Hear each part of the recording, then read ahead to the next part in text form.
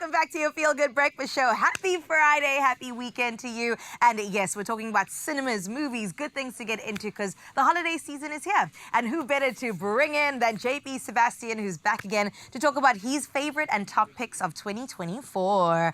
And there've been so many good movies this year. Some bad ones. No, for sure. You've got to take the good with the bad. But some really good ones. I mean, Lupita really shone this year in the animation space, didn't she? Absolutely. And animation itself, guys, we take for granted. And right now, the Animators Guild of the United States is on strike because they deserve better pay and better treatment from studios.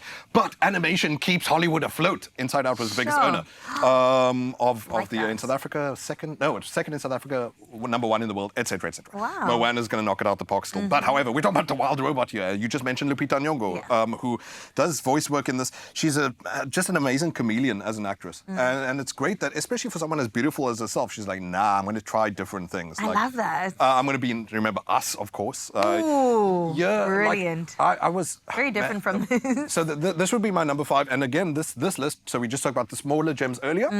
These are the ones that were bigger budget and bigger revenue from South Africans. I don't have those specific numbers for you, but this would be my number 5 for... this is the studio, of course, that brought us Puss in Boots. And it's just such a breath of fresh air for... And now that we've seen so many, speaking of Boots, reboots. And now that we've seen live adaptations. And you got Mufasa, which is playing on 1994. It's like... to see something that's an original story, at least it's an adaptation from a kid's book, and then to try and take the bravery of building a new world, and when you do, you don't get locked into, and while we love that studio, the Pixarification of everything, where everything looks like it's from Pixar. It's like, how do we look distinct?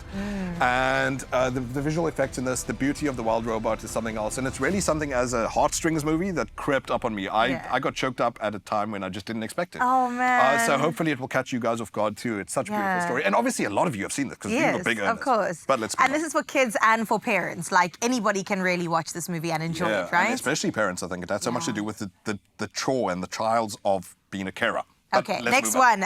Interesting to move from animation into a movie all around. What would you call it? It's Conclave. What did you call them? What?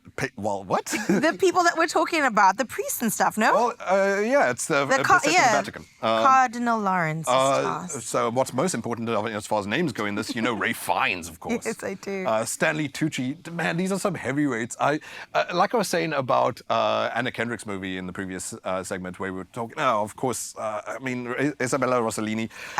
It's great to just watch beautiful, brilliant actors just soar. Yes. And like, you've got a movie here that is a hermetically sealed little bubble because it's, I don't know if you know the story already, they're voting for the new Pope. And it's purposely then sealed up for that reason with secrecy, layers upon layers of kilometers of fabric. Yeah. And to still be able to draw out drama and to still be able to be an allegory for the world at large, conflict, you know, the rise of fascism, etc., etc. It is fascinating to watch brilliant actors pull out all those works, like To Spill the Tea. Yes, which is what we love. As a bunch of like papal voters. Conclave was the only movie this year, I think, where I physically responded to the twist at the end. I went, yo! So do yourselves a favor. Obviously, this wasn't necessarily the bigger earner this year, but try and watch Conclave. I think it's still in cinemas, though. A week or two ago, I went to look, and it was there. I think I was saying conclave. That's the word I was looking for, because the conclave is... I suppose the secret meeting and gathering. Yes, exactly. Great movie. Can't wait to see it. Blink twice. Another movie. I don't have time, JP, but it's on my list. You really should see this. And this is another first-time director, obviously. Anna Kendrick was one we mentioned earlier, but directorial debut of Zoe Kravitz. That K is important here because I would put her in the ranks of someone who might, if she's given the time as a director, see herself among greats like Stanley Kubrick or Satoshi Kon. She could be one of the greats. Like the way we were all way too hyped, or not way too hyped, it deserved all the hype it got, about Get Out, Jordan Peele's first horror movie. She looks like she could be a revelation. I hope so. Good grief, an actress making the leap. And so Blink Twice, it gives you that same like paranoid sense, similar to this kind of stuff that we've seen, whether from Get Out, etc., etc. But it's really great that in the realm of horror, in the realm of thrillers, that there's so much pressure, obviously, from some of these other big names I mentioned, that she's really trying to carve out a signature of her own. And also to get, shame it's her ex now, of course, Channing Tatum, to really up his acting game as well. I don't think he's a terrible actor, but he really showed a new level of discipline that we've not seen before in this.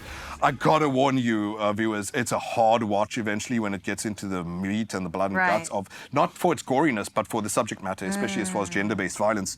But it is a worthy telling of that. As well, right? And also, not entertaining is not the right word. You know what I'm trying to say, though. Yeah. But really engrossing. Do give Blake twice a shot. I'm very excited about that, and Conclave, top of my list. I know a movie that you've loved this year, and you spoke to us about it. It is The Boy and the Heron, right? Another Oscar winner, of course. Yes. And it's so beautiful seeing a man whose career, hopefully you can say this name by now, Hayao Miyazaki, the director of The Boy and the Heron, who brought us other Oscar winners like Spirited Away. What a gift this person has been to planet Earth. And then to make a movie that feels like it's a story about his desperate struggle for meaning. Like, he's really been asking himself his whole career, why am I animating? What the heck does it do for you as the viewer of my movies?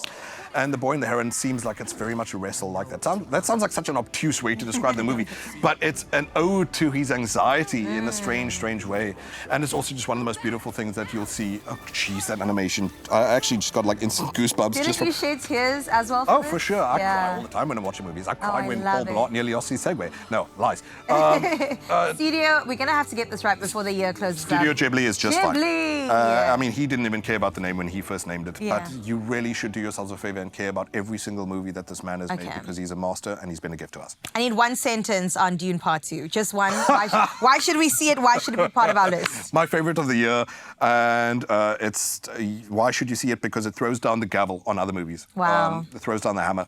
Beautiful. Denis Villeneuve respects all movies and loves all movie creators and his peers, but he steps in and goes, let me show you what sci-fi can be.